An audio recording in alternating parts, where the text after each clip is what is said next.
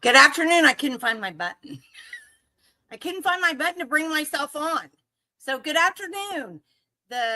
It's a oh my goodness. If you can't get out today, take this on, do this on your phone and go watch it outside. It is so beautiful, and it's supposed to rain at some points during this weekend.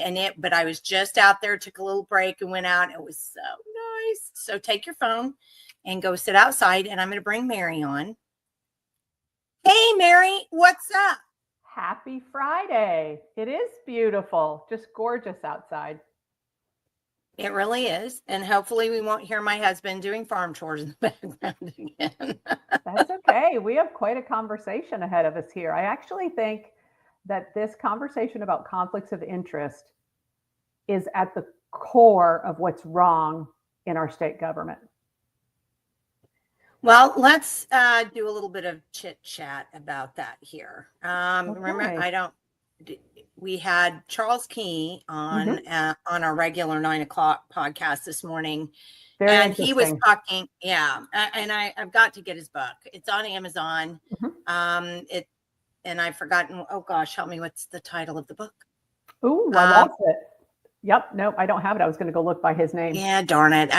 I don't know why. It's just, I can see the cover because I remember it's OSU orange. But I'm going to get it as well. An in-depth look from the inside about our state legislature and how things work when someone runs for one of these offices to represent you as your state representative or your state senator. And you vote based on their platform and what they're putting out there publicly about their positions. And then you're just constantly so dismayed about how they turn completely around when they're voting and with the legislation that they're pushing. And I can't wait to read it because he talks a lot about those moments, those arm twisting moments, where the power lies, what happened after 2010 when that referendum by miracle of God above brought in term limits for our state office holders and our legislators. I can't wait to read it. Really interesting. Well, I thought his main thesis is that if leadership won't allow bills to be heard, then it's suppressing the liberty of the patriots, which is, truly, you look at Jim Shaw, for example, he gets elected and then the leadership just shuts him out because they liked Kevin Wallace. He was a friend. And that's the important part about our legislatures who we're friends with. And so, if they're friends and you knock out one of their friends, then you just get frozen out. And he didn't get a single bill heard. And the sad thing about that was that every bill that he brought, and I believe he only had 6, as an incoming freshman, were all bills that were request bills from not the Chamber of Commerce, not a business in his area, not an industry, not a lobbyist, but shockingly people in his district that elected him. So yeah, it's just been such a frustration. But in this particular show today, this special that we're doing today, I think it's super important to realize that what you said initially coming in, and that is, if we don't even know what a conflict of interest is, where are we? I mean, it's really tough. And when you look at the wave of political correctness that caused people to allow really harmful things like transgender story hours and things that we couldn't speak out against because it would be impolite.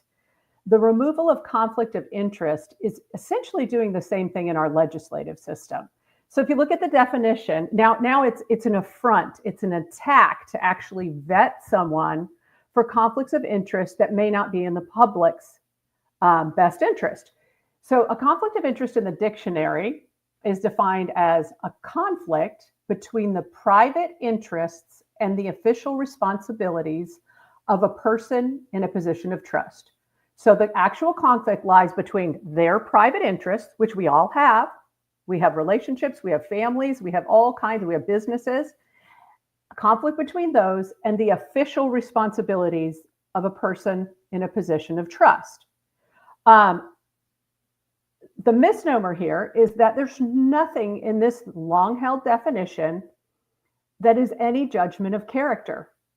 It is assumed as a risk for any human. It's about relationships and competing interests and human nature, not character. Yet when people are vetted now, and as the media, the growth of the independent media has stepped back into the role that they were always supposed to play in vetting public officials, now we're attacking, we're doxing, we're slandering is how this is caged to the public. It's not. We're looking at the private interests of the person and their official responsibilities and bringing that information to the public so that they can decide. Now, in state law, when we're looking more now at education, public education, state law clearly acknowledges conflicts of interest are a problem that need to be responsibly handled. So Title 70 is where all of everything we do in public education either happens or doesn't out of Title 70. So it's 75-113.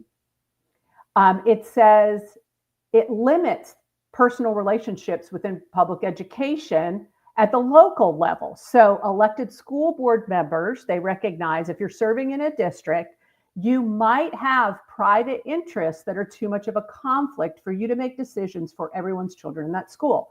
And let me read you just one sentence from it. Quote, no person shall be eligible to be a candidate for or serve on a board of education if the person is currently employed by the school district governed by that board of education. Okay, so you can't work there.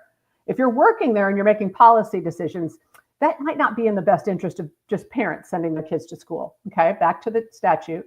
Or is related within the second degree of affinity or consanguinity to any other member of the Board of Education or to any employee of the school district governed by the Board of Education. So let me back up.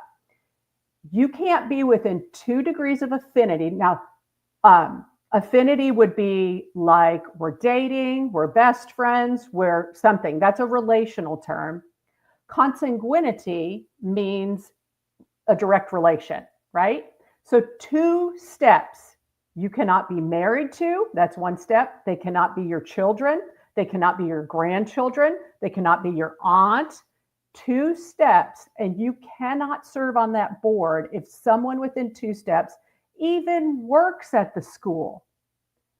So we recognize that public education, kids involved, is an area where you have to be very careful about conflicts of interest. Now, when we take a look at what's happening at the State Board of Education, and we've had 2 confirmation hearings so far, both have involved some form of conflict of interest, and typically these governor-appointed folks slide through the approval process of the Senate Education Committee and onto a vote in the Senate without questions, without any kind of vetting. But because so many grassroots and independent media have brought up some concerns. These have been really interesting. And we went through the one with Mr. Vandenhend recently on your program. And now the greatest, most identifiable conflict of interest we have with Stitt's 3 appointees that he placed on the board in February has to do with a gentleman named Michael Tinney. And again, this has nothing to do with Michael Tinney's character. He seems like a very nice man who would actually like to serve children in the state and education. It has nothing to do with who he is as a person. But the vetting and the interesting questions that were happened in that hearing, I think really need to be explored, because they reveal that conflicts of interest are flowing throughout our entire legislature, and they know it. Well, and I'm going to even jump on that and say, and they act as though they don't know what a conflict of interest is, or then it just doesn't matter. I want to get in this comment that John says, how can you have a superintendent, principal, and special ed teacher in the same school then? And I assume you mean that are related. So let me talk a second about that. This is a huge problem in our small rural schools. So somewhere in time, the legislature, and you've got to understand how many of these people answer to, they hate to be called teachers unions or school administrators unions, so we're going to call them the education NGOs. They answer to the NGOs, and somehow they got into state law that if your district has less than 400 students, the restrictions that I just read to you from Title 70 go out the window. You can all be related. You can be on the board and your wife can be the superintendent. You can be on the board and your kid can be teaching or be a principal. So that is how that is happening. And we see so many problems in rural education related to those conflicts of interest.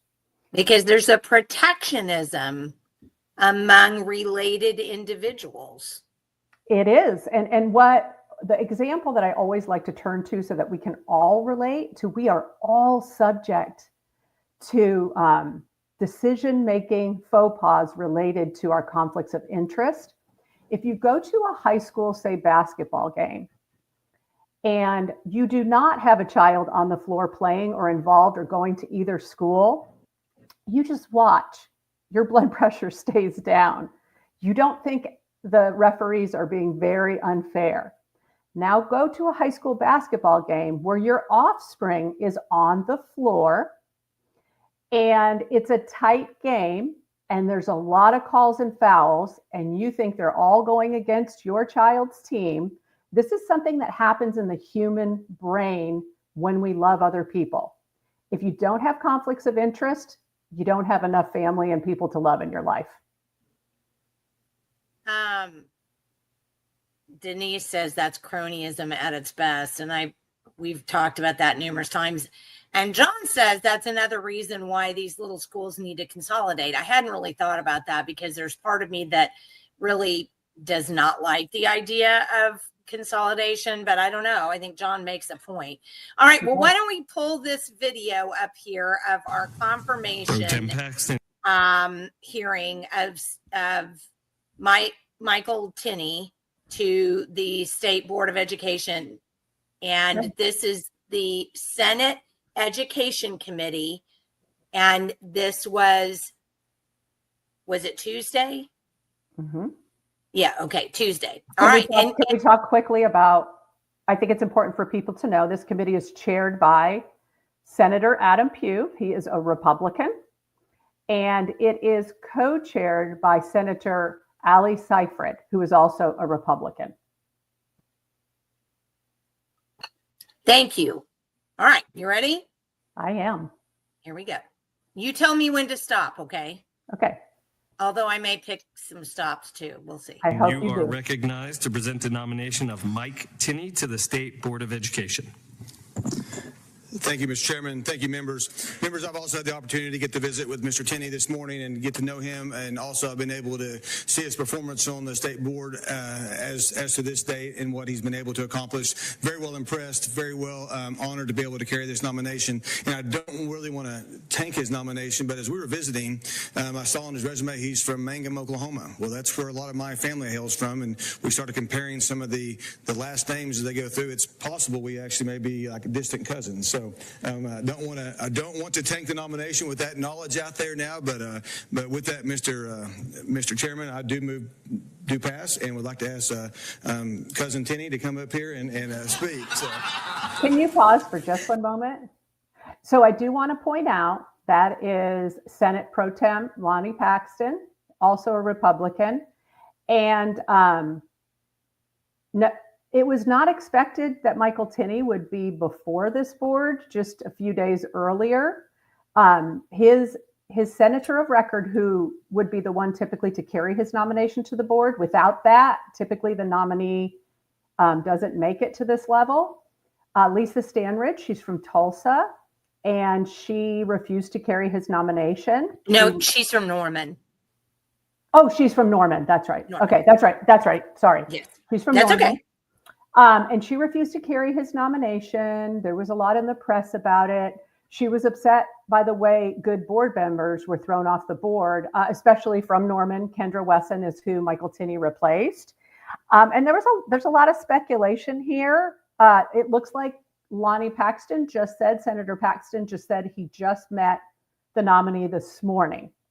So that is before the meeting. His words with Michael Tinney were his vetting. But he'd seen him on the board. Mm-hmm. He did say that apparently he had watched maybe the live feed of the state board meetings that Michael Tinney went into, but actually meeting him, I was pleased that in the Senate committee, there were a couple of different people, Senator Devers and Senator Sacchieri, who at different times talked about how they took the time to meet and vet nominees in this process. So I am giving some applause there.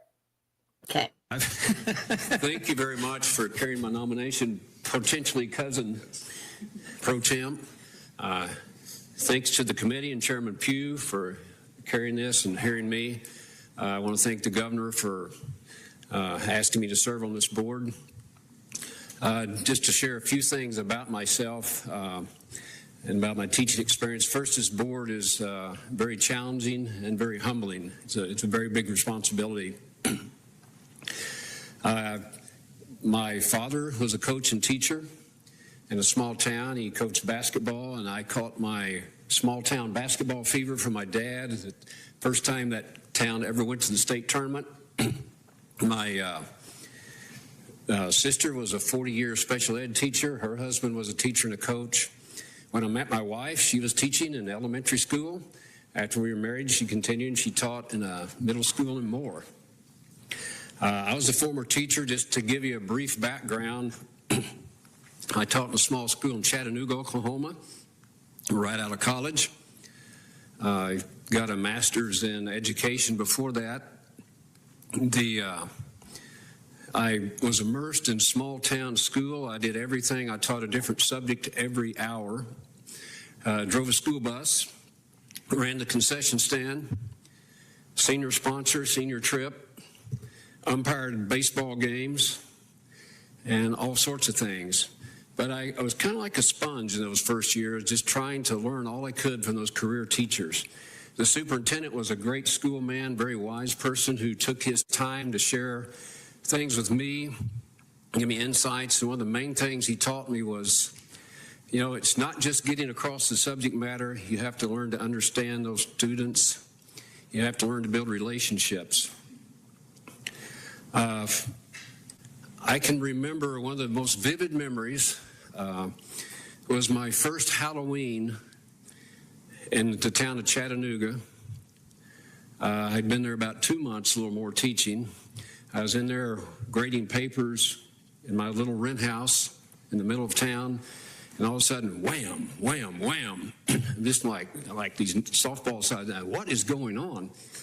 And I kind of gathered my senses and I realized somebody is throwing eggs at my house. And I popped outside, and by that time they'd run off and were gone. And my first thought is, well, welcome to education, welcome to teaching. I also thought, I need to track those rascals down and deal with them, but I didn't. As a matter of fact, I learned my lesson and began to build relationships in that community. And it's ironic that the next Halloween, some of those same students offered to come by and guard my house. So I at least succeeded at something. And later on, as I became more a member of the community, got the opportunity to teach a Bible class at the church with some of those same youth, and later on became a part-time youth director in that community. It's my belief that the backbone of any school system is excellent teachers. And sometimes they're the backbone of the community also. My wife is, most of you probably know, is the executive director of Professional Oklahoma Educators. And through them, I have had the privilege of meeting some of the finest award-winning educators, teachers, administrators, retired teachers and administrators in the entire state. That is a great resource. I often, when I'm with some of those people, it's invariable that somebody will come, hey, I was one of your students. And usually they will thank them. And it's impressed on me that I believe the reach and influence and impact of a good teacher is almost untraceable. When I was appointed to the board, I kind of began my role as a sponge again, trying to understand, because looking at all the facets and shifting paradigms of education is complicated. It's given me a new appreciation for the State Board of Education, for this education committee, and for the legislature and the jobs they have to do. And I appreciate that. I take my role on this board very seriously. I'm honored to be on there. I will do the best I can and stand for following the law, following the truth, and doing the best we can for our children and teachers. And again, I thank you very much for the honor to be here.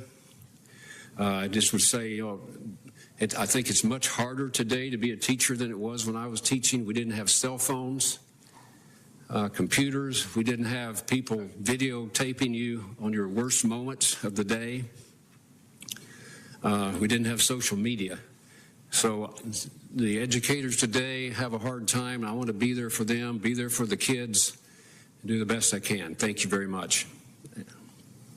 Members, will there be questions of the nominee?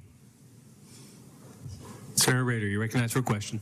Thank you, Mr. Chairman. Thank you for meeting with us. And again, I will follow up on the question I told you I was going to ask you.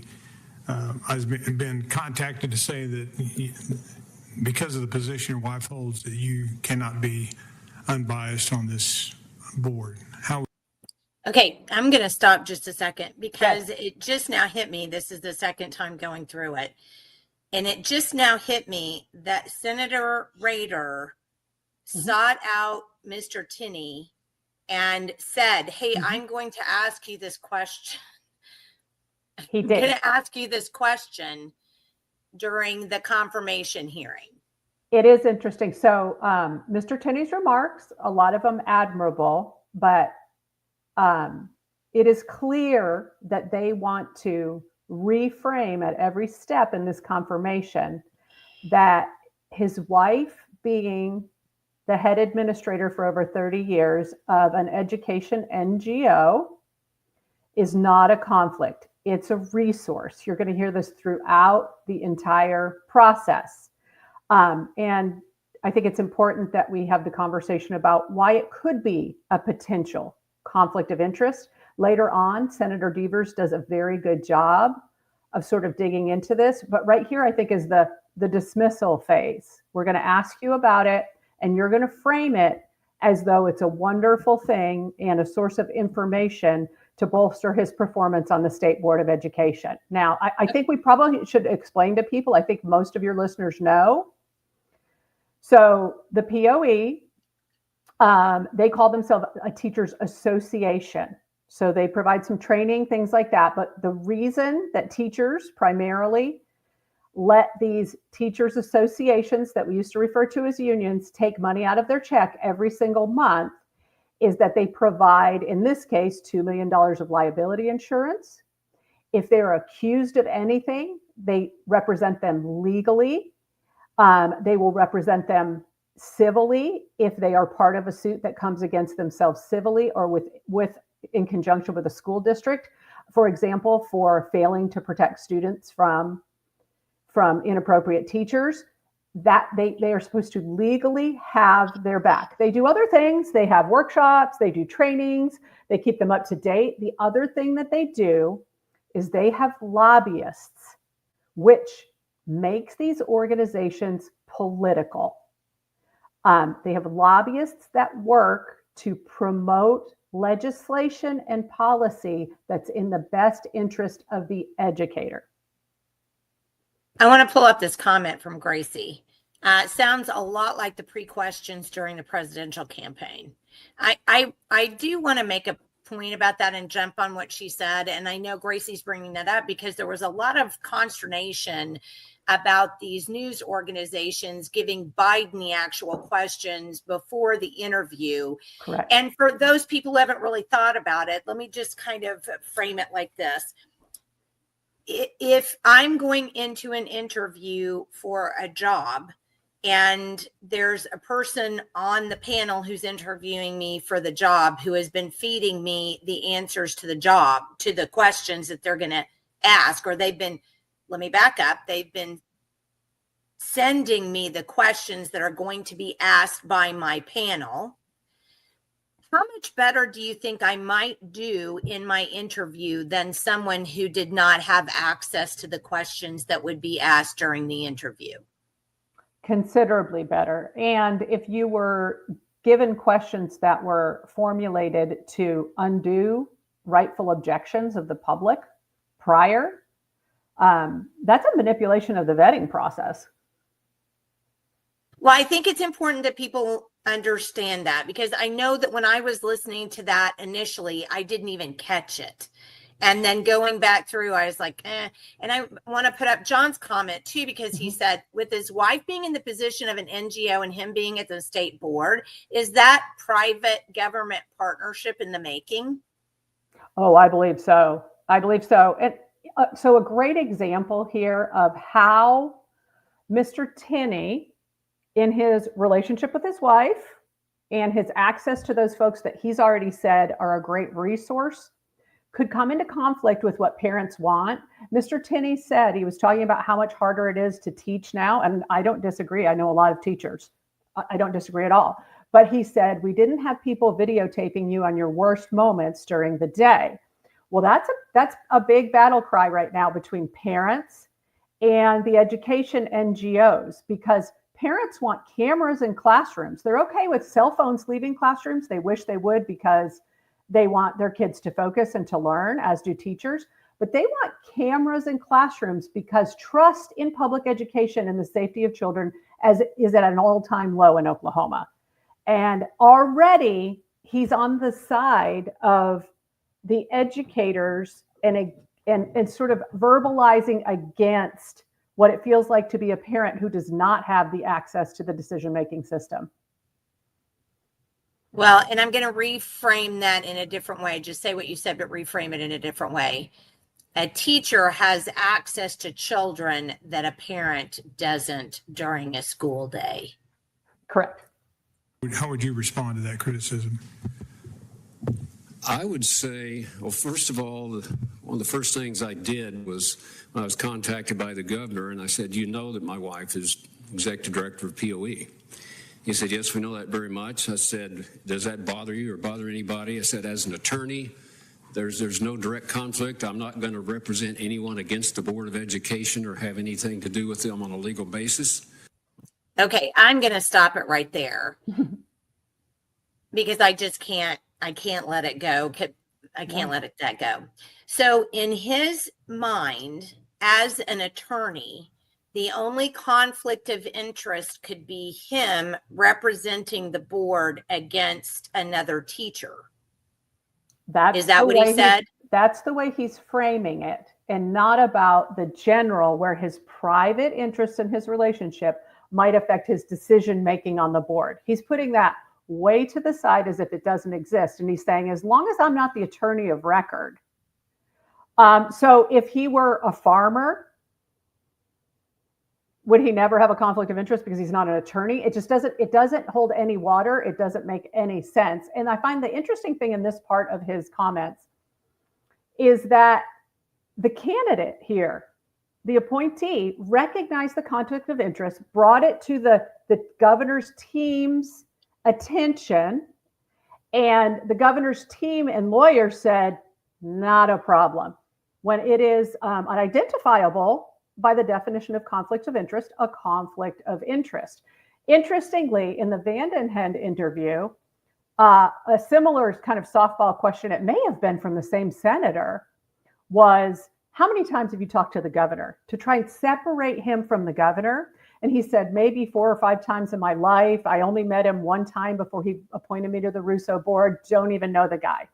The follow-up question that didn't happen is, who were you talking to at Stitt's office? How much conversation and direction were you given when you were appointed to this? This has become a political lightning rod. These people got on the board and immediately tried to shut down all talk of illegal immigration on the board. And they're vying for, now through legislation, control of the board's agenda outside of the state constitution and state law. So there was some talking going on here between Stitt's staff and these appointees and directing their actions on the board. And at least Tinney is admitting it. He talked to them. There was back and forth. He brought out the conflict of interest, which I admire, and they brushed it away. Okay, let's see what else.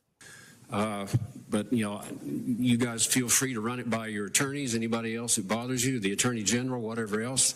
They said, they came back, no, we have no problem. I actually think that POE is a great resource. Again, as I mentioned, some of the finest educators in the state of Oklahoma are members of POE, whether they're administrators, teachers, retired teachers, and I can tap into that resource. I can go out and if there's an education policy or statute been enacted, I can see how that really plays out on the ground and the pros and cons, how it really works in real life. And I can take that back to the board and we can make better policies or amend them or use what works well. So I think POE is a tremendous resource. I'm sorry, this is another thing that just caught me the second time through. Did he or did he not just say he would use his knowledge of people in POE to change policy or create policy? Yes, he did. So he is. That's what it sounded like to me. So 1 second. So if he recognized that he had a conflict of interest to the point that he spoke about that with Governor Stitt's office, and then says, I can, not only is it great that we go ahead and do this, but I can use these people to help me formulate policy once the state legislature allows me to put agenda items on the board agenda. Right. So you see here and you start to feel, and he's honest about, there will be a flow of information about what's happening in education and his role in the state board with the folks within his wife's organization at the POE. He is admitting that. He does not see it as a conflict. He sees it as a great resource. There's outstanding legal attorneys there that know education law very well. I can ask questions of them. So that's a tremendous resource. Can we stop there? So I need for folks to understand, when a teacher is accused of something like, say, the sexual abuse of a child or physical abuse of a child in school, there's an investigation going on. If they're a POE member, they're going to contact the POE's legal team. And on their website, they are proud of having the largest in-house legal team of any education NGO in the state. You need to understand that Mr. Tinney will be going into executive session. He already has. He's already done this 3 times. and reviewing cases of teacher misconduct for which the POE is providing either in-house or they contract in a removed way for these services to sort of keep it away from the reputation of the organization.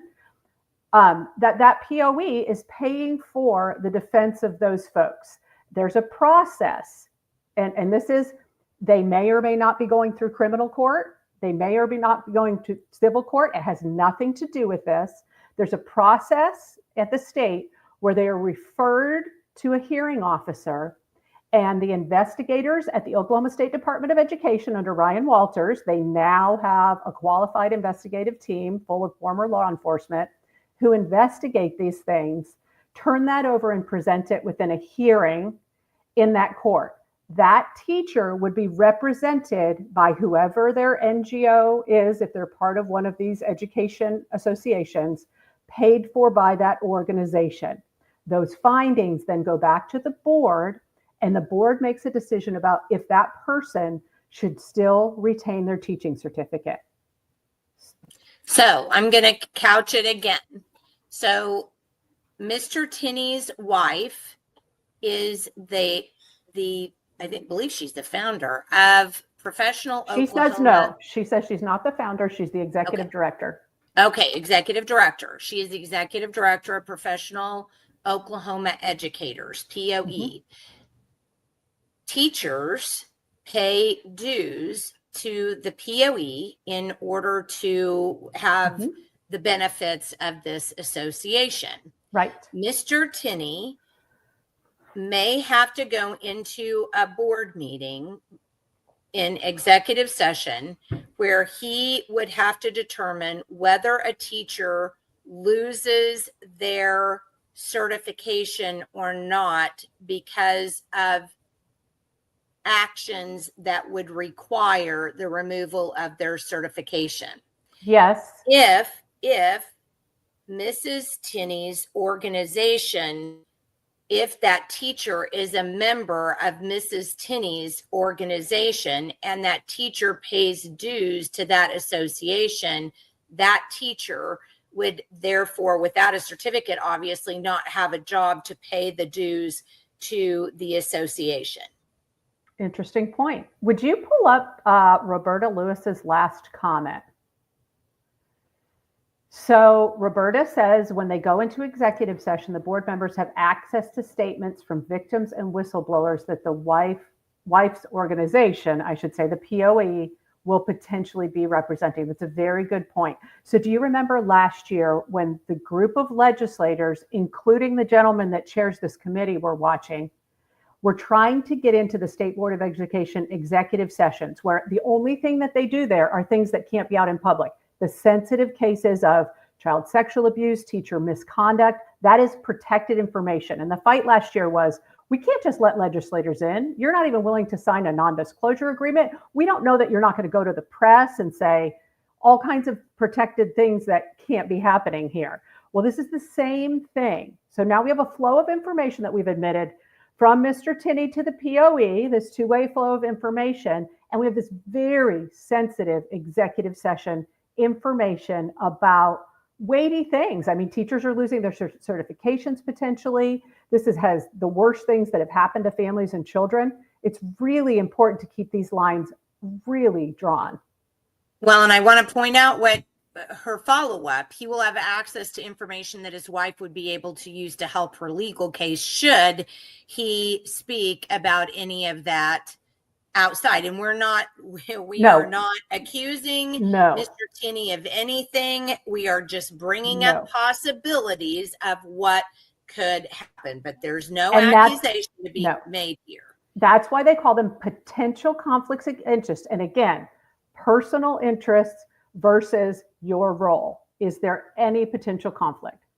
So I want to bring up Gracie's comment too, off topic, and I don't think it's off topic actually, Gracie. As a non-elected person, he's appointed, who would have the power to remove him should the need arise? There is no one but the governor that can remove his own appointment.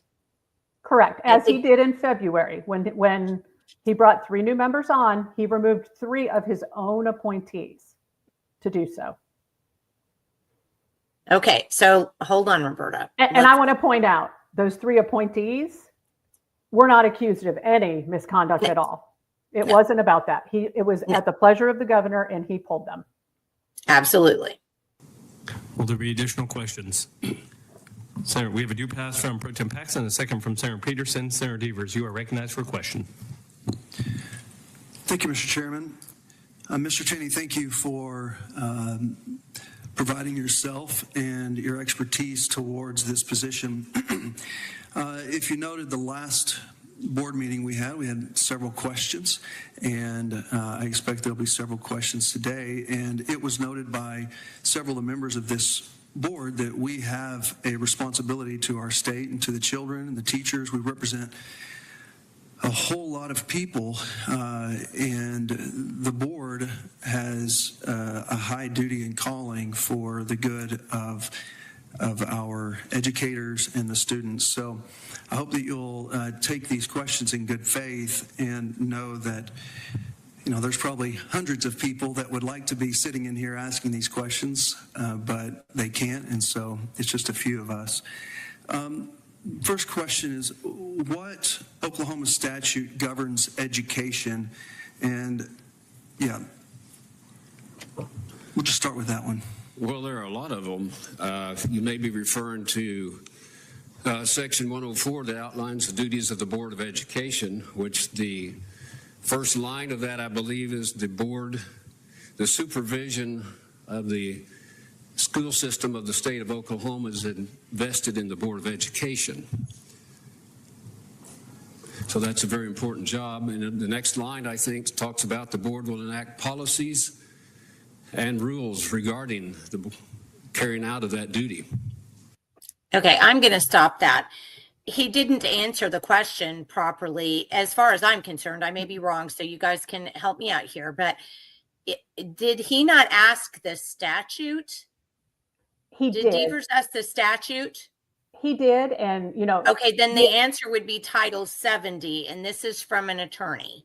Correct. And, you know, if we go back to, this is him thinking he's being more prepped than Mr. Vandenhen was in his recent confirmation hearing, because Vandenhen was asked these things and hadn't read the statute, didn't know specifically the board's role in statute. So Mr. Tinney now knows the one section of the board's role, but isn't familiar with Title 70. And I will tell you, Title 70 is incredibly complicated. These board members, And about that long. if any state ever needed to clean up its education statute, it's Oklahoma. Yep. So for these people to understand that statute, hopefully as an attorney, that he'll be able to get up to speed on that. Well, I just found it. If you're an attorney who has been at some point representing teachers, and yet Title 70 doesn't come to mind immediately. Well, let me stop you there. I don't Okay. believe that Mr. Tinney has ever practiced education law. He is an oil and gas attorney. So Okay, thank later you on for in that. the hearing, he talks about how he was a teacher. Later on in the hearing, he discloses that in his 3rd year of teaching, he started law school. So his teaching career was very short. You know, Am I wrong though? That wasn't he identified as an attorney for POE for a bit, or am I wrong? oh, I don't know that. I would have to check. I had not heard that, but I would have to check. I may be wrong, Really interesting. I don't know. I'll research that. but I thought he was, but I may be wrong. Okay. Shall we continue? Yes, please. Follow up, Senator Devers. Thank you, Mr. Chairman. As you noted, your wife is the executive director of Professional Oklahoma Educators. And under what circumstances would you recuse yourself from board votes regarding POE members? Well, first of all, I can't tell you, we've had 2 meetings so far. I can't tell you how many POE members have been in front of us, if any, because I don't check on that. I want to try to treat everyone the same. POE doesn't like bad teachers out there either. The other thing is, if I knew a teacher, particular teacher, as with any other board member, I would probably present make that knowledge known to the board, and if they asked me to recuse myself, I would. Okay, will you pause there for a second? Thank you, Mr. Chairman. They would have to ask him. Mm-hmm. And so he's saying he doesn't know if members are POE before they come before the board. So he'll talk later about talking to his wife and how that's very difficult to keep those lines. And I just want to set up this next question, and this is Senator Devers who's doing this questioning. This next question asks about a particular teacher. Her name was Caitlin Foltz, and she is the teacher who's also a foster parent, and she and her husband, there was a video from a neighbor of a child who was locked out of the home in the cold, sort of begging to come in, didn't have shoes on, didn't have a coat, and it was an unusually frigid cold day in Oklahoma. So Oklahoma, actually it was law enforcement, came in, did their investigation. I don't know what else that they found, but they were both charged with, child endangerment or child neglect charges, something of that nature. So she is facing criminal charges, and so is her husband.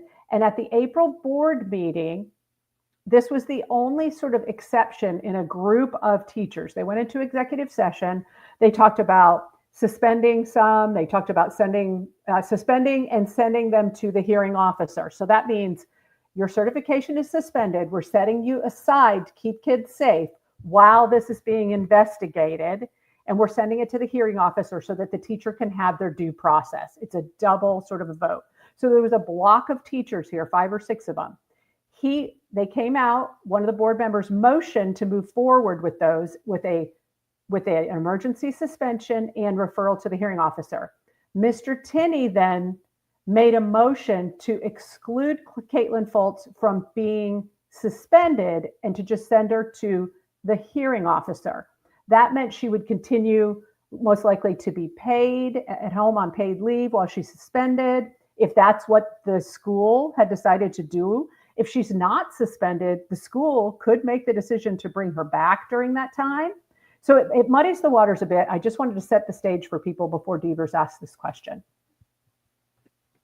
Thank you for that, by the way.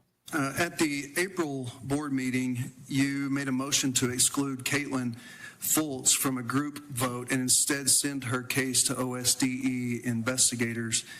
Can you explain why you did this, and were you aware that she remained on paid leave from the school during this time? I don't know that all her circumstances were brought up. I can't discuss what went on in the executive session, but yes, my recommendation was to refer her straight to a due process hearing where findings of facts would be made and both sides would present their argument. That would come back to the board, to us, and we would make an intelligent decision on whether to revoke her certificate or not. I take the protection of our children very seriously. I also know that as a lawyer, every person in America is entitled to due process before they are penalized. So that would have been my recommendation. I voted no on the first motion because I thought I was going to be able to bring that motion up, and the first motion passed, so it looked like to some people I voted no against disciplining that teacher. That is not correct. Okay, so just you might want to pause right there. Yeah, let me throw in this comment from Roberta. This suspension takes a burden from the district because until the suspension happens, that teacher is still being paid. Correct. And they have to hire somebody to fill in. So they're getting a double whammy essentially from doing it that way. I'm sorry, continue. Mm-hmm. Well, this is interesting because he argues that she's not getting due process, but if he had voted, eventually they did vote on both the suspension and the send to a hearing together for Ms. Foltz and the rest of the group, and that passed by 3-2. Tinney and another one of the new board members voted against it. We see teachers come through this process and be regularly suspended since Ryan Walters became superintendent without criminal charges against them. And everyone nods, and there's agreement on what we're seeing here so far in the investigation warrants protecting kids. Law enforcement stepped in. We don't know all the details of that, but there are criminal charges related to a child here, yet 2 of the board members wanted her to remain paid. Well, here's my question. I was so confused when I watched this the first time. I never thought he answered the question. Am I wrong? Because apparently there was a whole group of them, 4 or 5 or something, and then they pulled this Caitlin Folks out to treat her separately than the other ones. And then Senator Devers basically asked why. What was the answer? I'm not sure I got the answer. I think he did talk about why he felt like that needed to happen. I don't know if you have to necessarily agree with his thought process, but I think he did give his thought process. So in the next question, Senator Devers asked the next most obvious question. Why just this one? Hold on. Roberta says this is the second time he's admitted that he thought he was voting on something that he wasn't. Yes. And that has been since these members came onto the board in February. There's been a lot of confusion about process. Lots of confusion. Follow up, Senator Devers. Thank you, Mr. Chairman. Was Caitlin Foltz, whose certificate suspension was deferred until April 2024, was she a POE member? I don't know. I don't think so. Follow up. Thank you, Mr. Chairman. Have you ever discussed the Caitlin Foltz case with, or similar cases with your wife?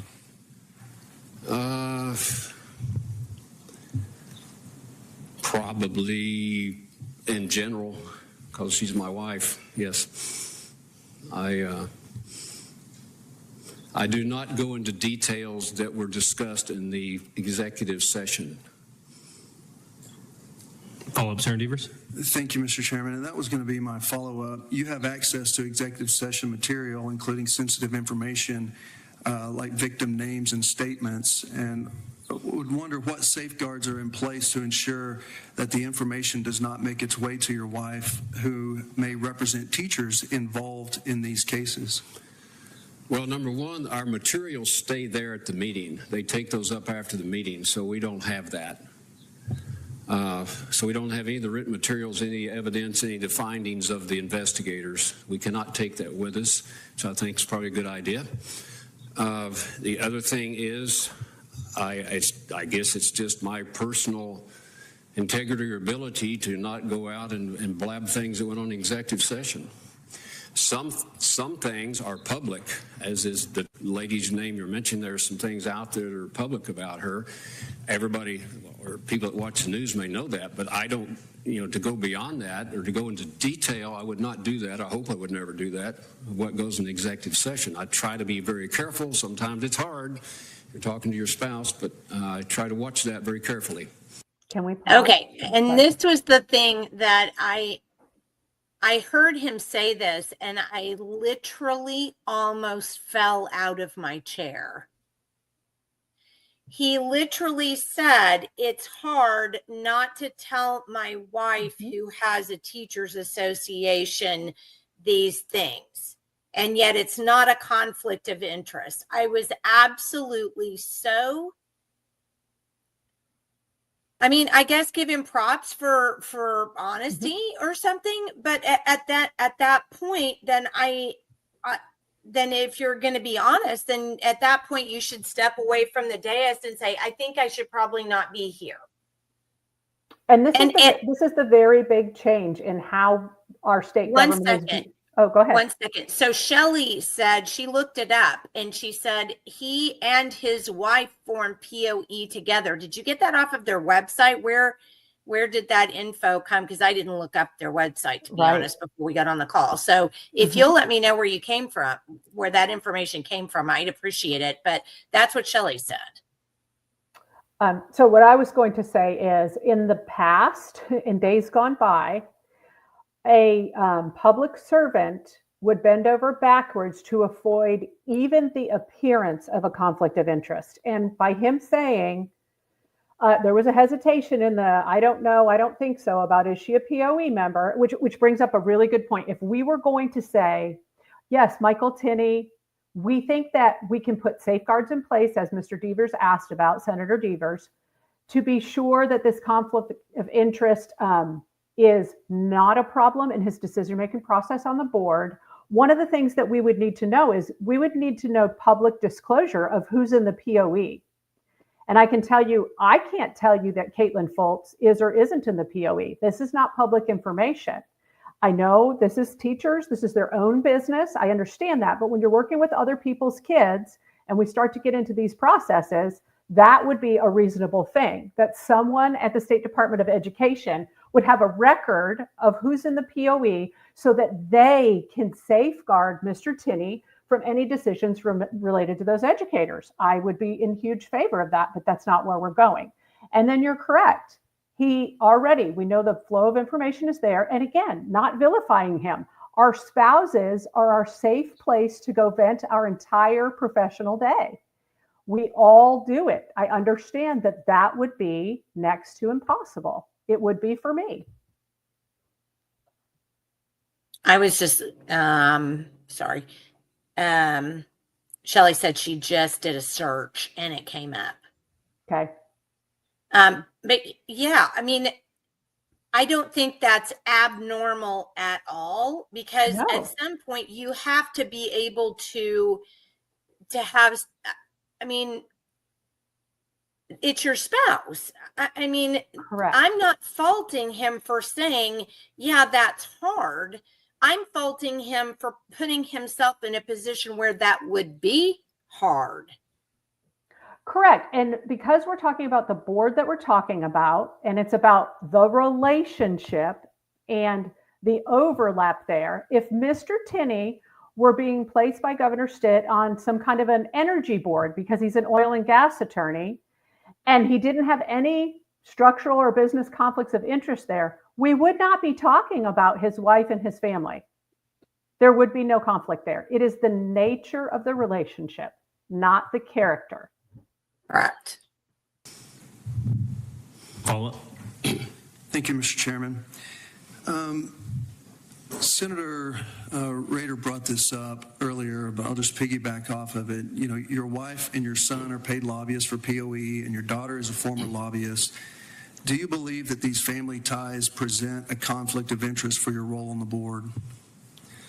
I do not think so. I think my son is a very astute political analyst in my view. I think, again, it's helpful. We can talk about bills. He knows more about a lot of those bills than I do. We can talk about those bills and discuss them. I can bring that knowledge to the board. I can base my decisions on that knowledge. I think that's a very good thing. Speaking of him lobbying, I'm used to that. He's been lobbying me since he was about 2 years old. And I've learned he probably gets more no's from me than anybody else. Okay, let's pause. Yeah, I can't. I can't. So just to reiterate, there are 2 current lobbyists and 1 former lobbyist. These aren't lobbyists for the food industry.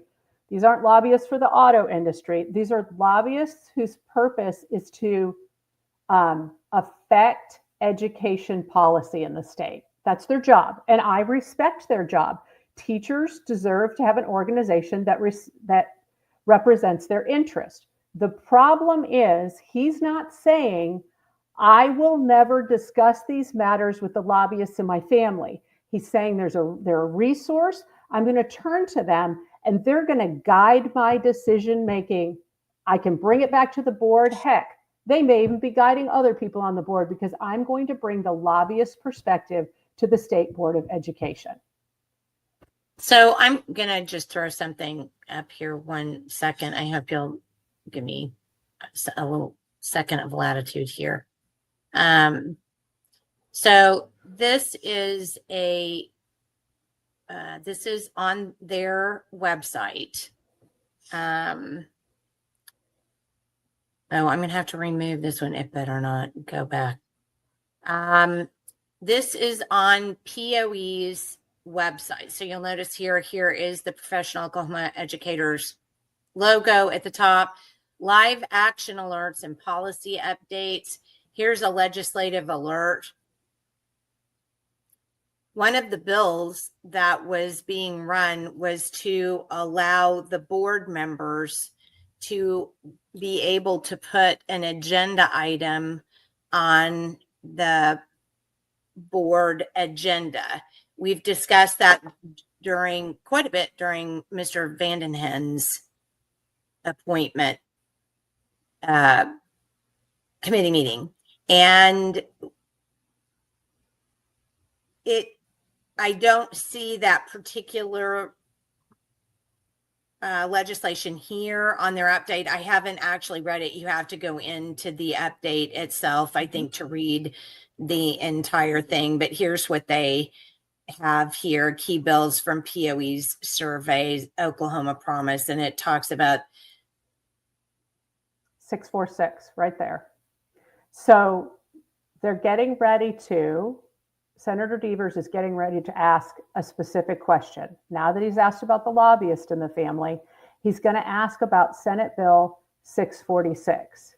So I want to point out this is yep. Capital News. Exactly. So he's going to ask this question about this bill. And I want to go back just here to earlier this month. Earlier this month, this publication published an article about Senate Bill 224, which is the data bill, correct? Where they're wanting to collect all of our kids and our data from cradle to career. Huge push for Stitt's office. We've talked extensively about it here. You, Jenni, have written and talked about it probably more than anyone else. So I wrote the article, and Superintendent Walters, who's never given me a comment before, and boy, have I tried, did actually respond to a written request for a comment about where he stood on that bill. The authors of that bill were repeatedly in committee saying that Superintendent Walters supported the big database collection bill. Walters was not commenting publicly. He gave me a very short and very neutral statement saying, I don't know why they would be saying that. I've always been neutral on this bill. If the legislature asks me for data as the head of the SDE, I give it to them. It was a very neutral bill. I published the article, and within 5 minutes, the legislature suspended their rules. The House suspended their rules. And you can talk to Jason Murphy, independent journalist. He wrote exclusively about how out of bounds they were.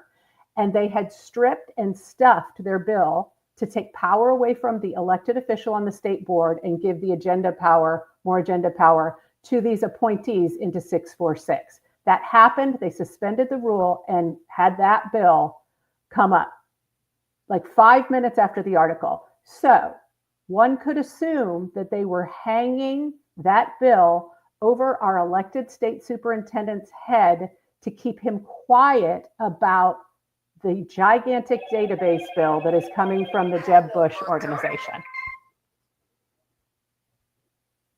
Okay. Would you, and then I did want to see, Shelley said, actually POE said that they co-founded. I just couldn't find that while I was, trying to flip through, I couldn't find it. Also, Roberta says 626 was a Title 20 bill. They stripped it and put in Title 7. That's a good point. And That's put in Title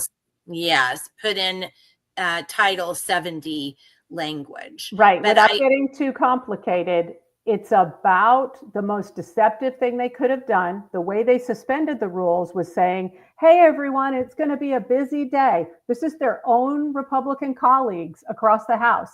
Going to be a busy day. The only way we're going to get it all through and not be here till late is if we just suspend the rules today. But they did that so that they could take one bill that had nothing to do with the State Department of Education, use that bill number, strip it, and stuff in their language to pull power away from an elected official in education. It felt like political extortion to me. I do not have proof of that, but the timing itself is suspect. In other words, they didn't like who the people elected, so they wanted to take his power away. I think that's a pretty concise, Would you care to move forward? Yes, please. So POE has actively lobbied for Senate Bill 646, and that bill was directly related to reforming the state board. Do you recognize any conflict of interest here? No, I'm not lobbying on that bill. I guess I have an opinion on that bill, but I would not see a conflict of interest. That's just, everybody knows somebody, people know who stands on what and not. I don't have any influence beyond probably anybody else on that bill. Maybe as a board member, I guess I can express my opinion to anybody, and they can all come up and express their opinion to the legislature about that bill, but I don't see any conflict there. No, sir. Okay, did he or did he not say that he would go to the lobbyists directly and go to teachers at POE to get their opinion and to be able to free flow information? Did he not say that? Yes, they are a great resource. They are those were his exact words. That's correct, Mary. They are a great resource. And what's interesting is clearly the faces around the room must be showing an acknowledgement of this conflict, because Senator Pugh, who is the chair, then cuts off, it's not going well for Tinney, cuts off the Senator Devers in his questioning. They need some friendly fire.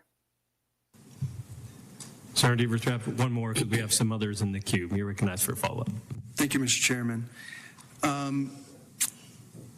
A POE newsletter quoted your wife stating that Senator Standridge, who previously was supposed to carry your nomination but didn't, quote, values political payback more than serving students, end quote. Do you endorse this statement? I'm trying to remember if I've even seen that or heard it, honestly.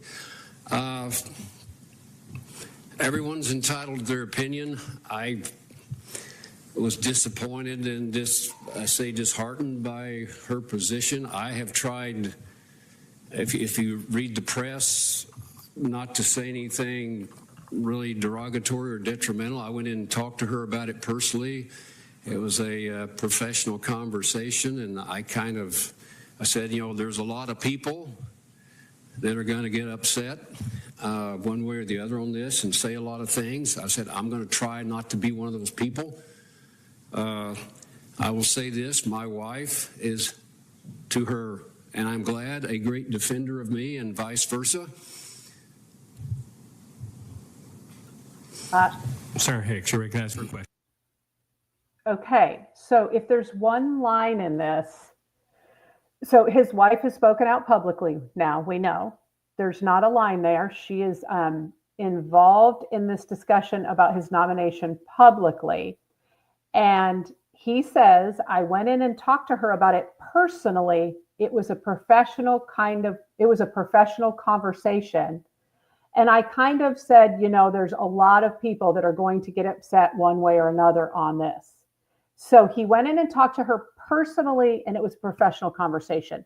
That almost overlies that definition of conflict of interest. Your personal interests collide with your professional responsibilities. We see it happening real time with this couple. Well, and I want to point out, and I don't know if you can share your screen or not, but I was contacted by Ginger Tinney and through Facebook Messenger, and she sent me a Facebook post that her daughter Rachel was doing in her vehicle and talking about how and fair this was, and I'm not going to put words in her mouth because I don't remember it. We'd have to look at it. I told Mrs. Tinney on the messenger that I was not interested in receiving that message, and I have been since blocked from any further communication. So I cannot see. I do have that. I actually saw that. A constituent sent that to me, concerned about the involvement and thought that she was still an active lobbyist. I will say this is his daughter who was a lobbyist for the POE. And she does have some connection to this appointment, but we can talk about that later. Okay. So let me see if I can play this for you.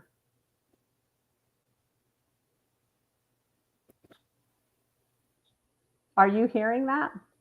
I am not, and it's not. You have to put share to screen. I did. So when you go down to present, and then it'll say share screen, and then click. Oh, I have to take this out first. Sorry, that's my fault. Okay. Now try it. Okay, I'm going to start it over again.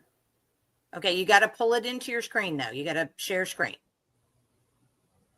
Oh, goodness, I did it, and then I undid it. Okay, we're going to get there. Okay. Share screen. Yes. There you go. And let me start it over. Hold on, it's not coming up. It has to. You have to be able to see it on there for it to be able to work. It says StreamYard is sharing a window on my side. It does. It's not. Oh, hold on. I got it now. I've got it. Okay, I am going to start it over. Okay, please do.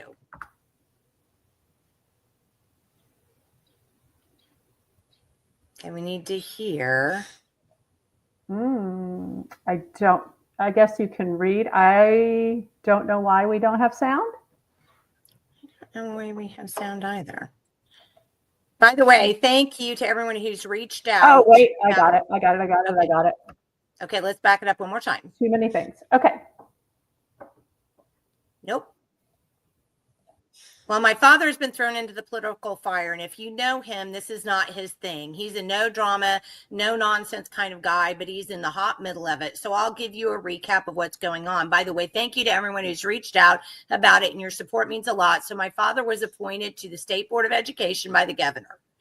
The reason being the board had just become very political, and really it was just a rubber stamp for Ryan Walters' political agenda. And my dad, a conservative himself, was put on the board to bring out transparency. My father's an attorney. He's intelligent. And let's just say he ruffled some feathers, called out some deception. And now there's a hiccup.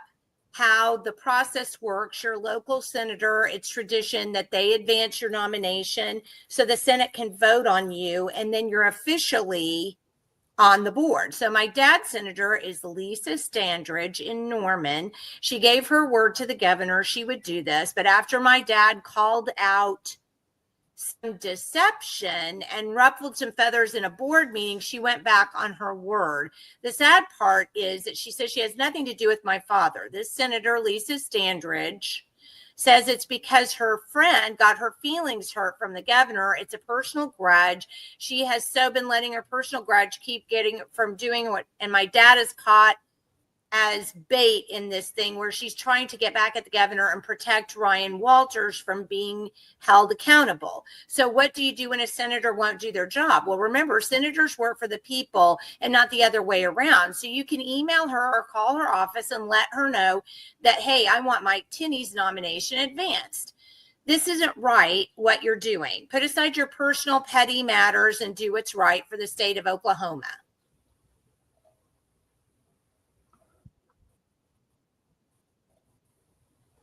Are you there? I am there. I'm sorry about the sound. I don't know what's not coming through with mine, but luckily the captions were there. So, well, I'm not sure that we needed the sound because somebody could even, this was on, what is Rachel's last name? Her Ackerman. Rachel Ackerman.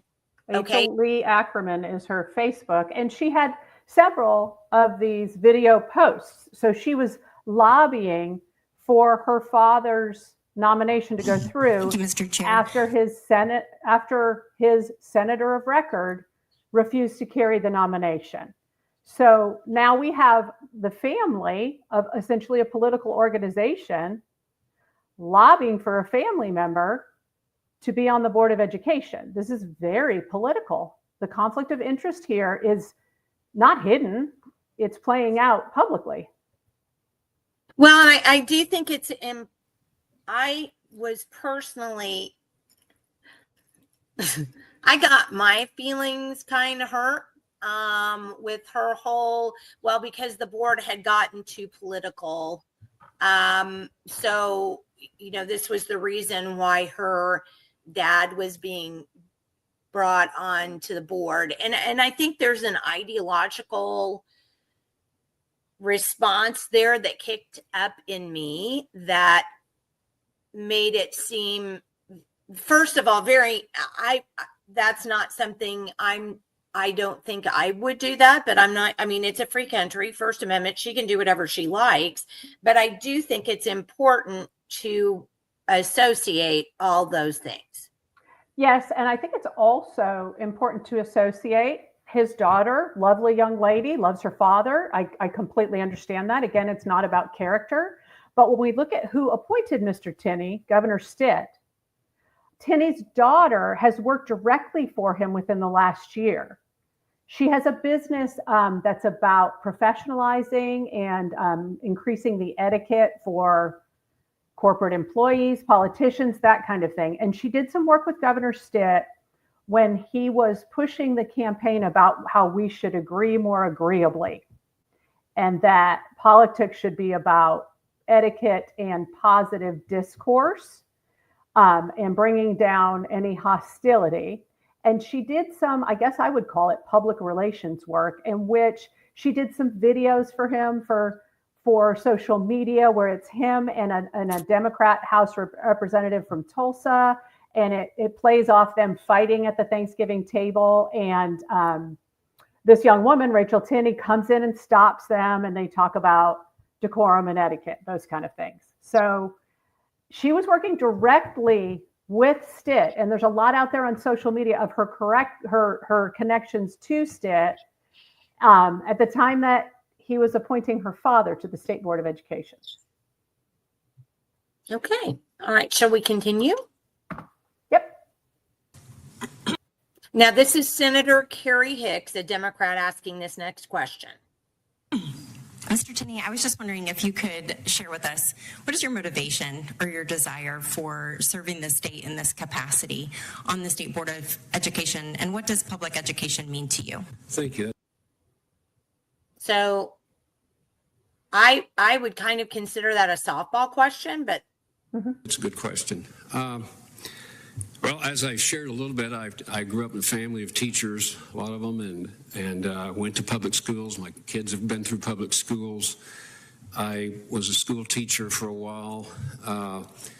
For some reason, I was felt called or inspired or whatever I applied for law school kind of on a whim while I was teaching my third year, and got accepted to OU, so I made the decision I would try another way to go, and I still enjoy teaching legal seminars and things like that. But public education, I think, as I said about teachers, that's kind of the heart of our society. If we're a democracy, a republic, you know, if we don't have educated, well-rounded people that know what's going on, we are in trouble. That's the lifeblood of a free people, is for people to be properly educated.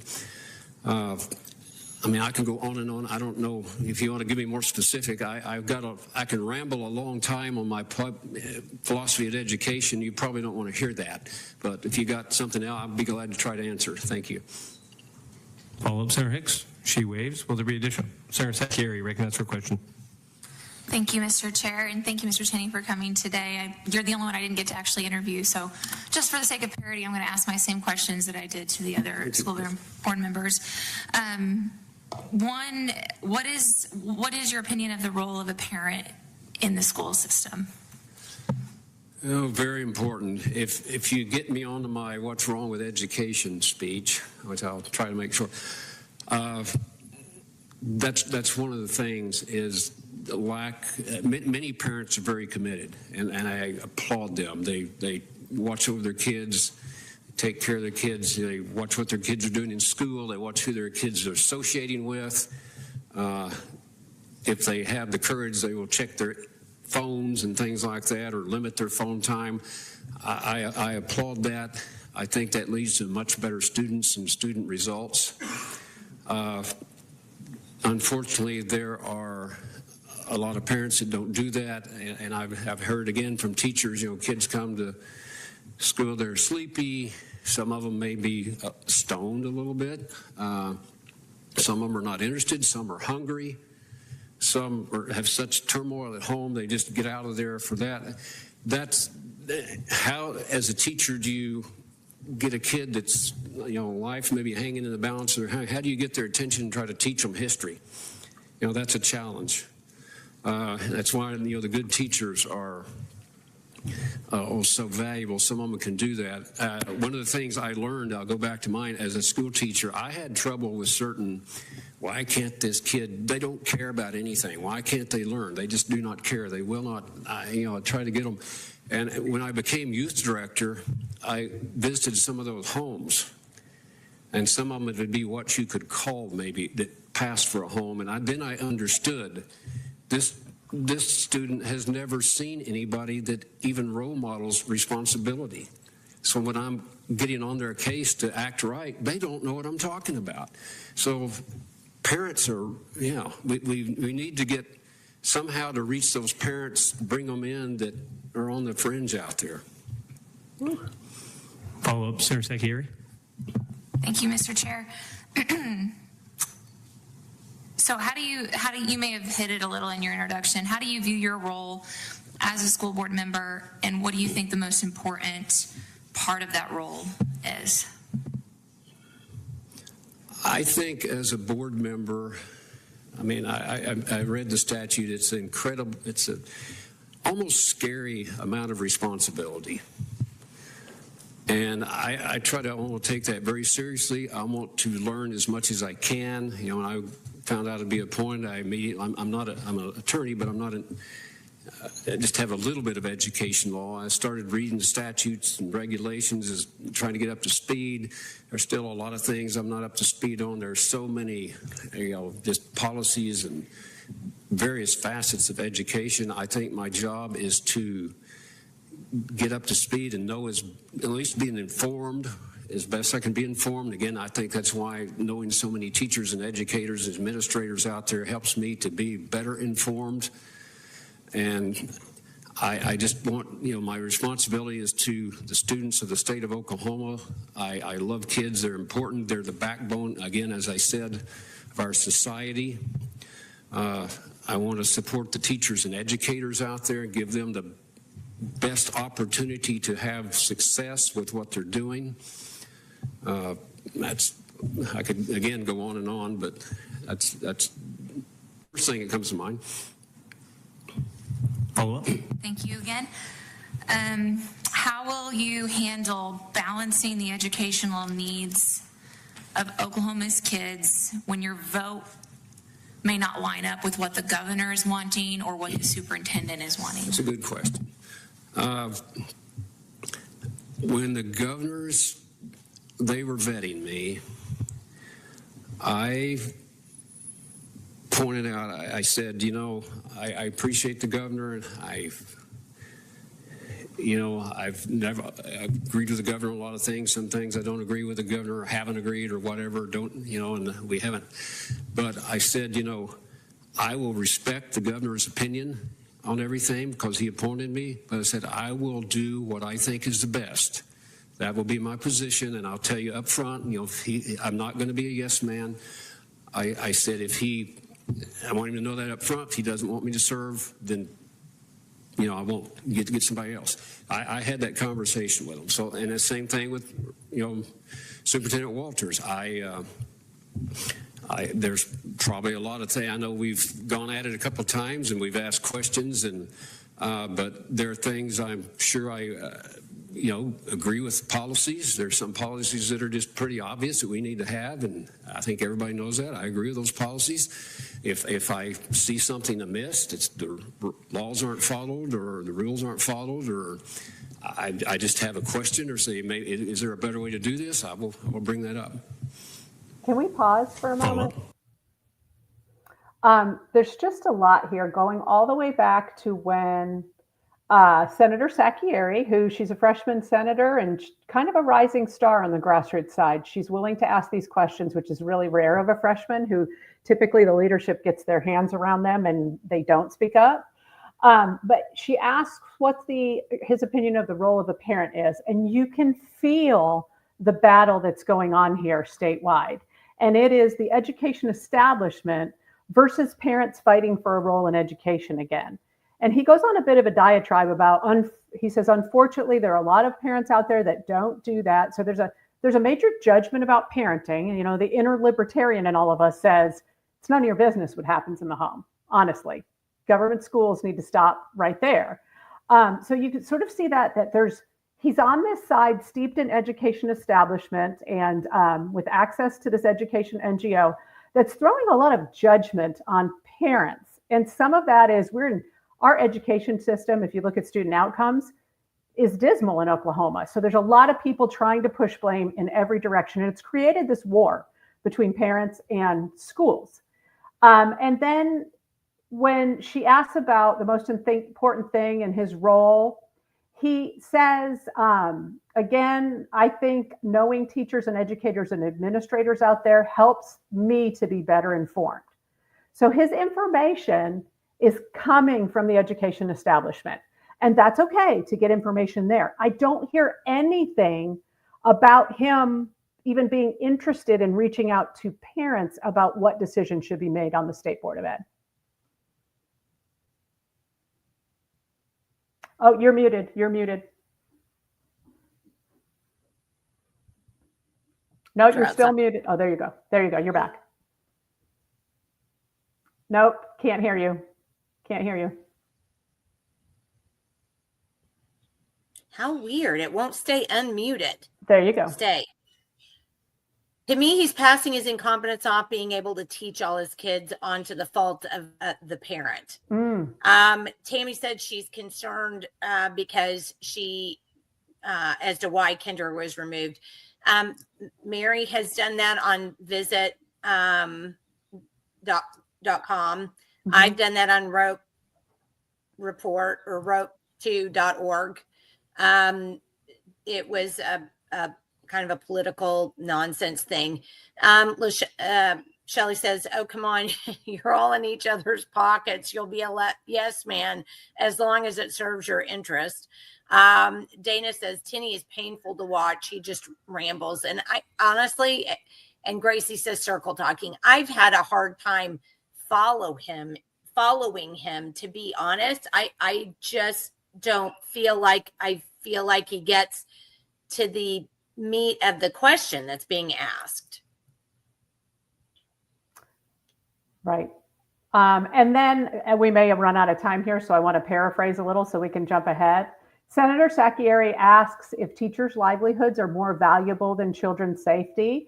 And Mr. Tinney is sort of pretty anxious to go back to that 3-2 vote. He thinks she's asking about the teacher, Caitlin Foltz, and why he was the one to motion to pull her out and not suspend her.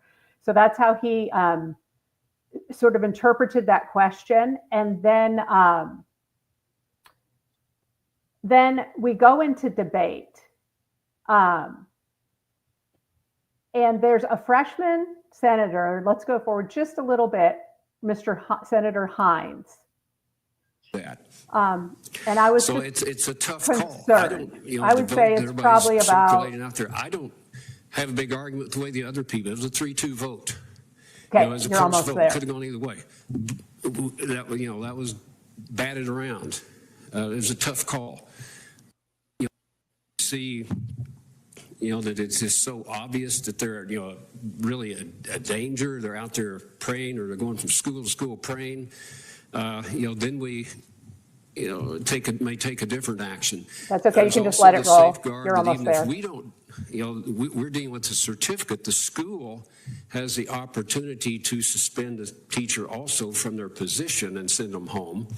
And a lot of times you look at, well, if I don't have the facts here, I don't want to punish somebody just on allegations. So Mr. Tinney's very unaware of the passing the trash that's happened with administrators. He wants to send these decisions back to the district where victims have been silenced for decades in many bad districts. Not all, there's good districts, but victims have been silenced. He wants to send them back to them to suspend them. Especially in the small districts. Right. To some degree, that school, they're on the ground. They know the people know the community. They can take action if they need to remove that teacher out of the classroom. Will there be additional questions? Seeing no additional questions, will there be debate? Senator Hines, you're recognized for debate. Thank you, Mr. Chairman. Last week or so, I'd had a lot of people reach out to me, or not a lot, a few phone calls and emails, giving me their opinion on why I should vote no for you. If I only had to go what I read or what I'd heard, I might have been a no, but I resolved to ask you a couple hard questions we talked about earlier when I got here and see what your answers were. They were truthful. I think you've got the goodness of our kids in mind. I think you're here for the right reasons. I'm a freshman senator. I thought I was drinking through a fire hose when I got here. You got plopped down in a much heavier firestorm than I was. So kudos to you with that. I think that you are here for the right reasons. Whether I agree with all your decisions or not, doesn't matter. As long as you're putting the kids first. And for that reason, I'm a yes today. Thank you, sir. Okay, if you'll pause there. So Hines is also a freshman senator. Admits that he just talked to him this morning right before the meeting, asked him a couple of questions, and now that he knows him personally, he has no problem. And there's nothing in this hearing that he considered a conflict of interest too great to vote no on this. And may I point out, we have no idea the questions he asked him. He didn't even intimate them, nor were they asked in a public forum where everybody else could hear the answers to those. Mm-hmm. So it could be like, I think Roberta up here at one point said, that's a Biden question. So tell us what your flavor of ice cream, your favorite flavor of ice cream is. Correct. And so if you're feeling frustrated that they are choosing not to see this conflict of interest, this next part in debate by Senator Devers is very refreshing. Will there be additional debate? Senator Devers, you're recognized for debate. Thank you, Mr. Chairman.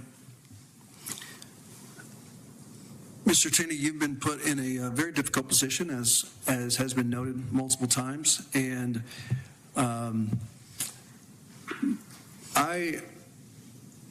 what I have to say is not about your character.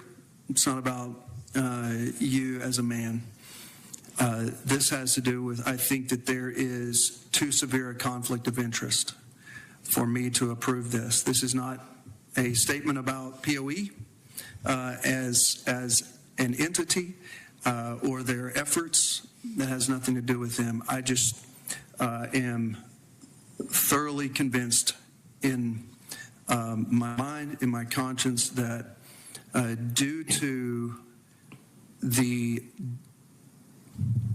nature of this conflict of interest, that it's too strong, it's too severe, and I don't believe that that's what would best serve our children and our state, especially considering you do love your wife and you love your children, appropriately so, and I think that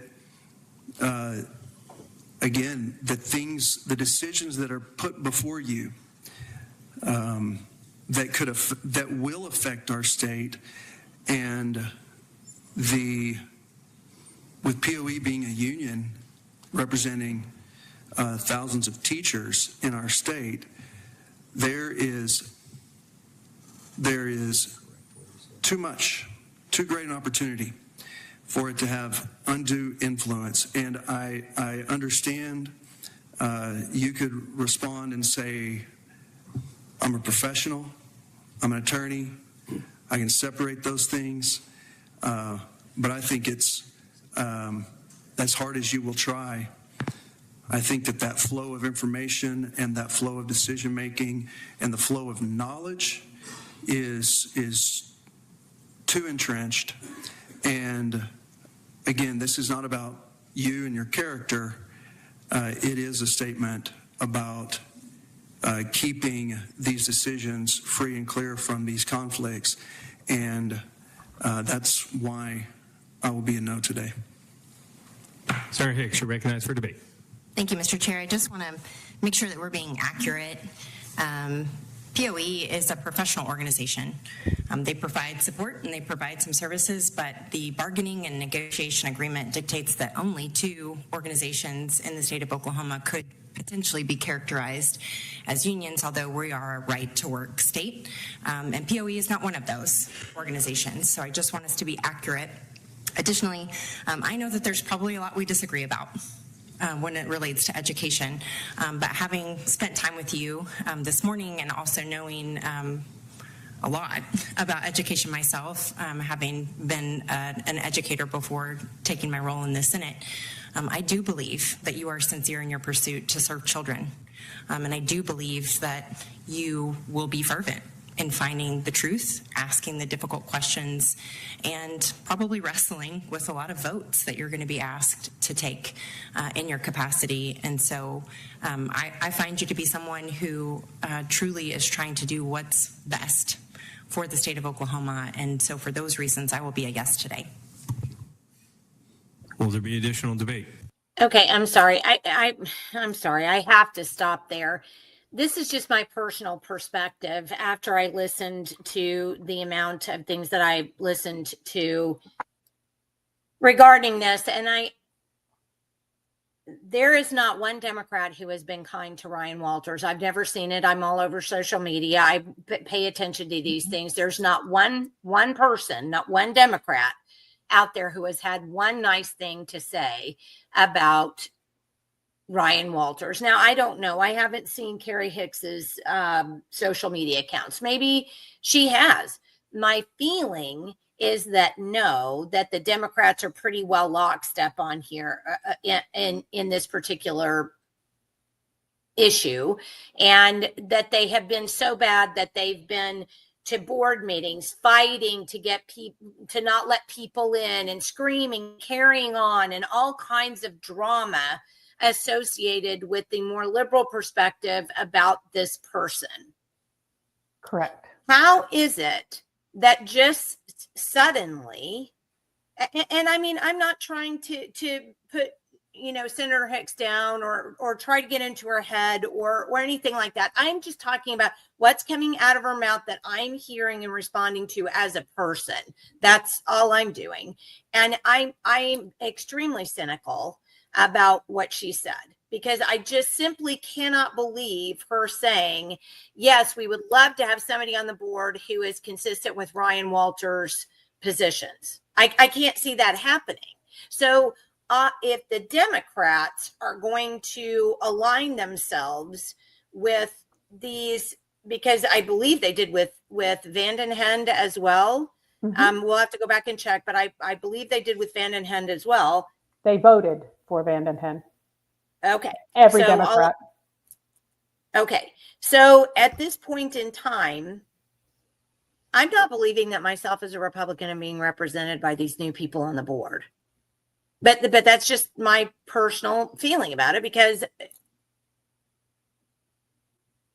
and I haven't agreed. Everybody knows I don't agree with quite a bit of what Superintendent Walters has done so far, just in terms of, we won't get into that. But what I'm saying is I'm not a sycophant for Walters. I'm not a sycophant for anybody. I look at what people do, not what they say. And so I guess I'm a little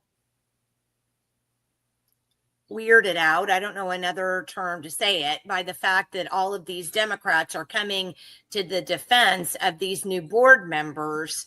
And yet I've heard several times now, well, we met you this morning and I think you're great. Mm-hmm.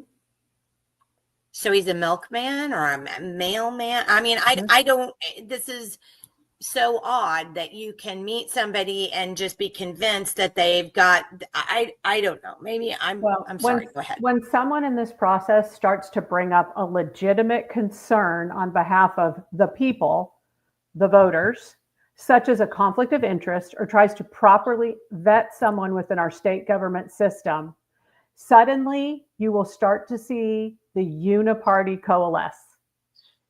And we have to stop thinking in terms of that we have a Republican leadership, because we do not. We have a uniparty leadership, and you're threatening the establishment. And I think when we go just a little farther here and Senate ProTemp Paxton closes the debate, you'll start to see why they're circling the wagons. And Roberta's, if these were Ryan Walters picks, Hicks' questions would have been very different. And They would. And coming up here in just a second, Chairman Pugh takes it upon himself to look out into the audience and to say, I see your daughter, Rachel Ackerman, here's here, and your son, Daniel. I don't see your wife. He knows them well. They're a family of lobbyists, and they are in an education NGO. He's had lots of dealings with these folks. So that shows you right there how policy is affected. And then after the hearing concludes, his daughter posts a picture of her. And he happens to mention too, she's sitting next to, and there next to you is Governor Stitt's appointed Secretary of Education, Nellie Sanders. And there's a picture on social media after of Pugh, Sanders, and Rachel Ackerman, the nominee's daughter, out in the hallway shaking hands. So this is the political establishment, and education is always intertwined with that. That is who is being introduced to the State Board of Education. Seeing no additional debate, Mr. Tinney, I'll just offer one thing. You violated my rule, because you have two family members here who were not introduced. And so I'm going to do it so I get credit so now. I don't get in trouble. I see your daughter, Rachel Ackerman, who's here, and your son, Daniel. I don't see your wife, but I also see Madam Secretary of Education, Nellie Sanders, who's here. Thank you, Madam Secretary, for being here. So if you're a nominee that comes after Mr. Tinney, please remember, I say that somewhat in jest. ProTemp Paxton, you are recognized to close debate. Thank you, Mr. Chairman. Members, thank you for the questions. Thank you for the debate.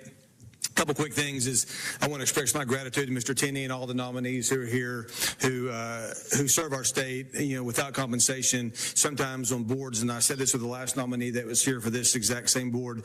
This shouldn't be a controversial board. This should be a board where people serve in order to help serve our children, to help serve educators, help make sure our education system is what it should be. And so it is with gratitude that you're willing to step into a role like this in a board that should not be controversial, but unfortunately it has become that way. On the issues of conflict of interest, if legislators abstain from votes every time there was some conflict of interest similar to what we've talked about today, you would never get a quorum of a number of votes cast. Because my wife's a school teacher for 30 years, can I not vote on anything education? Because somebody's a former state employee, can they not vote on anything to do with pensions? I mean, that's the thing you look at. You start talking about conflicts of interest, better look at the mirror and see if it applies to us as well. I mean, it's part of what we do. This situation is not a conflict at all. This is a situation where family members are involved in the same industry that this board kind of regulates, as far as from the standpoint of. I can't. What I think a voter is feeling when he says, if this kind of conflict of interest kept us from voting, we better look in the mirror. We're all screaming, yes, please do. He's basically in this diatribe saying conflicts of interest aren't a thing here at the state government. And it's really frightening given that they're written all over statute. And to liken his wife, he's a state senator, to liken his wife just being in a classroom and him considering that could be a conflict of interest with me voting, to this very close relationship that information is going to be sensitive information can flow back and forth. This man's already admitted he's going to be looking to this NGO for guidance in his role on the state board. To liken that to Paxton's wife just being a teacher is just disingenuous. And how I'm many starting real to believe conflicts that do we have? How in the state legislature? How many real conflicts do we have? Well, and I'm starting to believe that these people are all in with it, with our congressmen who time the market and buy stocks based on what the FEC has been Correct. And no one the does information anything. the FEC provides in committee hearings. Correct. Direct conflict of interest, but somehow they've become unfashionable to recognize in modern politics. Well, I mean, it's just, I have to play that just 1 second again. Okay. I mean, that's the thing you look at. You start talking about conflicts of interest, better look at the mirror and see if it applies to us as well. I mean, it's part of what we do. This situation is not a conflict at all. This is a situation where family members are involved in the same industry that this board kind of regulates, as far as from the standpoint of they get to look at what's going on out there and decide what's important and decide what's the right policy to move forward. This is not a. They're involved in the same. He says that the this same industry regulates. That's what he said. That's almost the definition of conflict of interest. He did. And then he goes on to say, he says, yes, Conflict. This is a situation where family members are involved in the same industry that this board kind of regulates.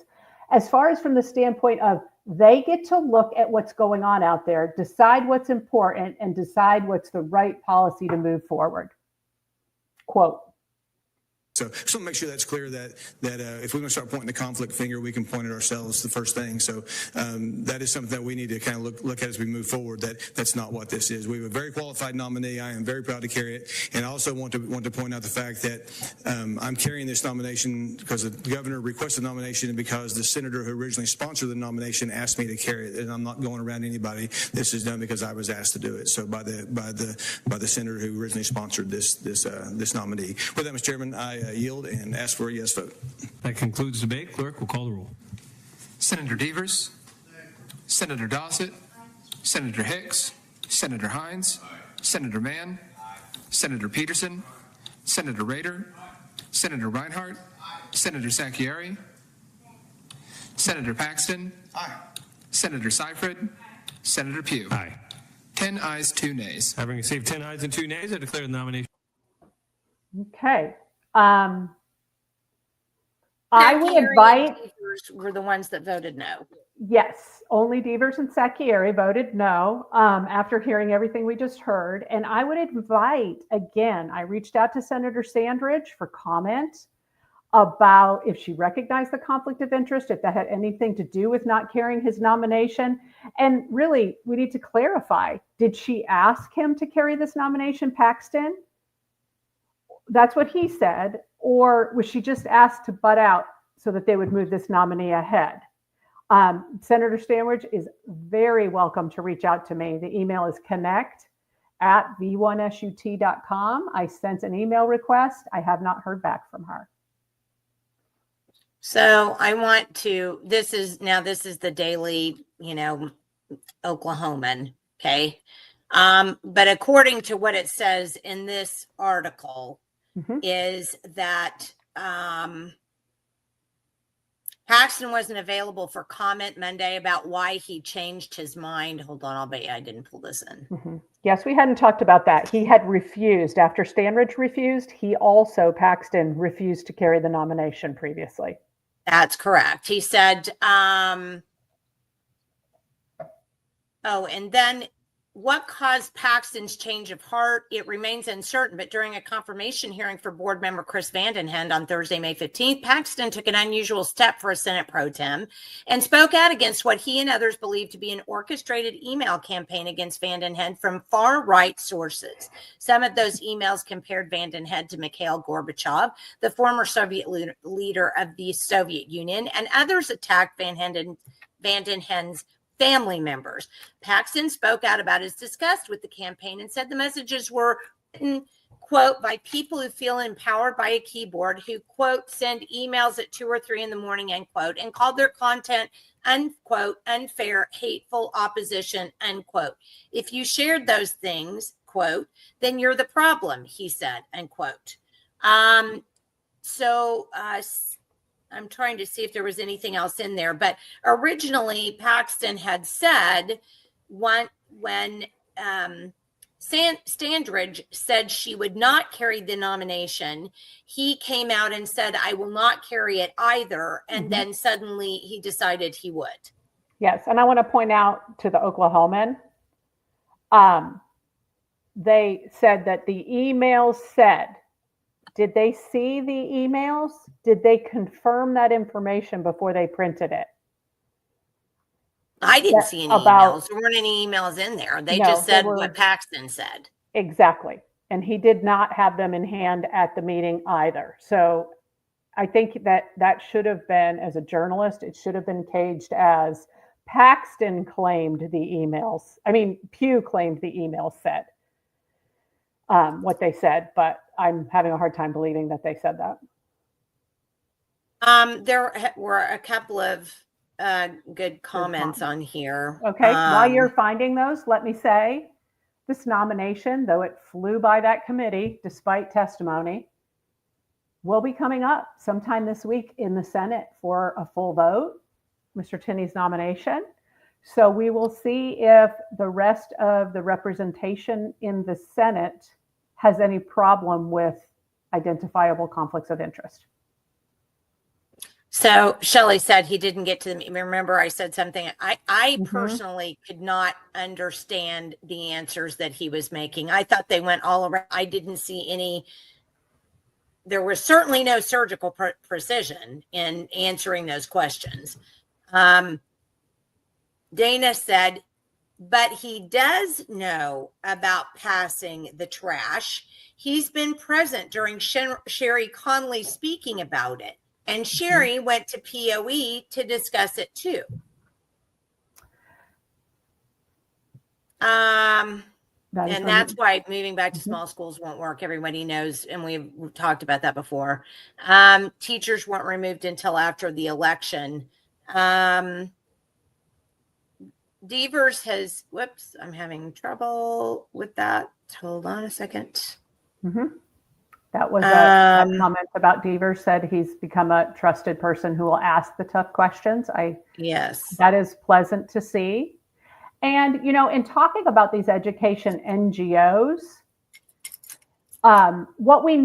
it's not just what they say, it's what they never say. We don't see them publicly ever joining the fight to stop this epidemic of child sexual abuse in schools.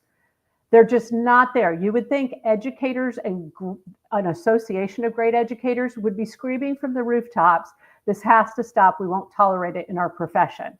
And the Administrators Association, you would especially think that they would be the ones lobbying to put legislation that empowered them to get rid of these people, that empowered them to do something about it. You don't hear it. Well, I personally believe that this was quite educational. I personally believe that what's gone on for years, I mean, years and years and years, is that these people come before they're appointed by whatever governor, they stand, they maybe get some softball questions. Most of the time it's just do pass, second, pass. I mean, and they're moved on. So I mean, Senator Sakieri and Senator Devers need to be really applauded for being people who actually wanted to get answers to questions instead of just softball questions. Or I thought Senator Hines' question was almost offensive to me. I talked to you in the morning outside of this group, but I don't intend to ask you those questions in front of everybody else. And so you fix that for me. Correct. I find that to be extremely upsetting. I mean, extremely upsetting. And it's certainly not at all. I would hope the representatives from his area would be extremely upset at him over that, because that is, there's no transparency or accountability there at all. I did the asking. I'm not going to tell you what the questions were. You're good.